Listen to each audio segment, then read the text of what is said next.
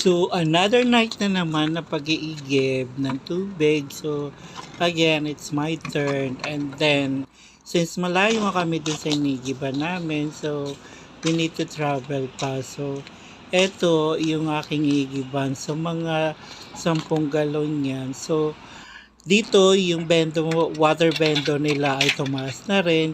Kasi dati, yung 10 cent ay 1 liter and 14 something. Ngayon ay 10 cent ay 1 liter na lang.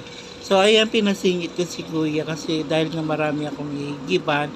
So isa lang naman yung iigiban niya, pinasingit ko na. So para at least wag siya masyado maghintay na matagal. So ayan, tinuloy na natin ng pag-iigib. So mabilis lang naman kasi malakas naman yung tubig dito. So kailangan namin magigib, so every other 3 weeks o kung kailan maubos yung tubig namin. And then syempre kailangan din namin mag-ipon ng barya kasi dito mahirap din kasi magpapalit ng barya.